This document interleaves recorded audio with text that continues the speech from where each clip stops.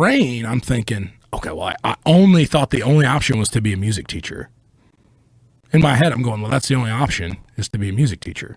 And I don't want to be a music teacher because I'm really bad. Like, I can't read music. I can't do math. Like, I have some sort of, like, I just can't learn you can't read music? Mm-mm. Wow. Not at all. And, like, it's like probably some sort of form of like dyslexia, probably to the truest extent, like barely pass math. Have you tried to read music? Yeah. Oh yeah. What happened? I was in, so her husband was actually the band teacher.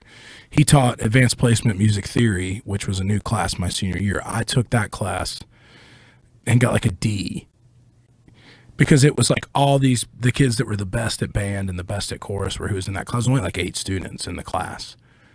And all it was advanced, like, here's the notes, here's this. I tried out for all-state chorus 3 years in high school and didn't make it because you had to be able to read. You had to do a sight singing audition, which is where they would hand you a piece of sheet music, and you had to sing it just by reading the notes on there, right? So it was a combination of what your voice sounded like and your ability to keep up with the all-state choir teacher, whoever that was picked out to be. And I never made it because I couldn't read the music. I just couldn't do it. I don't know why. Did you get coaching on it? Did you get like... Yeah, I mean, I try. I mean, I busted to try to... It's just something about it doesn't make sense to me, like to my brain. Like, I get it. Like, if I sit there and like plink it out really, really slow, I mean, I could figure it out, right? But it just doesn't, it's just to me, it's such an instinctual thing, you know? And so I was in an a cappella group my freshman year at college for a year.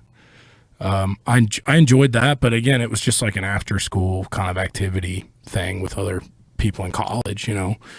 Excuse to have people to drink with, really, you know, people with common ground or whatever.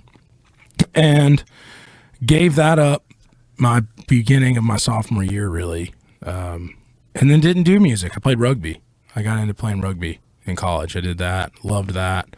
And I was just the guy that would like sing at parties or whatever. Like my buddies that played rugby with knew I sang. They'd be like, dude, sing for these chicks or whatever. You know, it was kind of like, I was like party trick guy, you know? And then after my junior year, I moved home to Asheville. And I'd always moved home every summer up to that point. And then my mom goes, because I was sulking, because all my buddies that year, they all stayed in their college town for the summer. I was the only guy that moved back. So all my friends are gone. They're in Raleigh, they're in Charlotte, they're in Chapel Hill, they're in Boone, they're in, you know, Colowee, at all these different schools. So I'm working at the same job I had when I was 16 at a go-kart place with a bunch of high school kids. I'm 21 years old.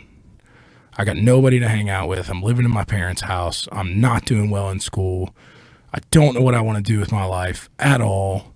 And I'm sitting on the porch. I remember sitting on my parents' carport, and it was like my mom come out, and she was like, "What's wrong with you? Like, what's? I'm an only child too, so she's like, what's going on?" And I was like, "I don't know, Mom. I don't have any friends here. Like, I'm working at fucking go-karts, you know, like, what am I doing?" And she's like, "Well, you know what, Luke? Kenny Chesney and Tim McGraw, they didn't even learn to play guitar till they were 21 years old. And I was 21, right? And so my parents had bought me a guitar in 7th grade that I never played.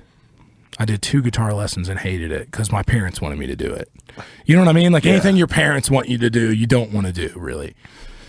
And so I went in the closet and I got this, it was like an Ibanez, like $50 acoustic guitar, you know, just horrendous condition. But I didn't know that. Didn't know anything about guitar. Didn't know what a good guitar was. Didn't know nice guitars even existed. So I taught myself all summer. I just sat on the porch when I wasn't at work, playing, because I knew I loved to sing. And I was like, well, I'll just learn how to play, and then I can sing at like parties for my buddies or whatever, and taught myself all year. And then just kind of became obsessed with like learning how to play. And by the time I was 22, I'm back in school. I'm in Boone, hanging out with my buddies. I'm starting to dabble around with like writing my own songs because I was like, well, I could, you know, this would be cool. I like this. And then I wrote my first 2 or 3 songs, and I booked a gig down the street, just like at this bar my rugby team always hung out at, because I figured that guy would, you know, He was like cokehead, like wild card. Like he'd give me a show or whatever, you know. The guy was awesome, you know. I was like, this guy will give me a show if I want to do a show.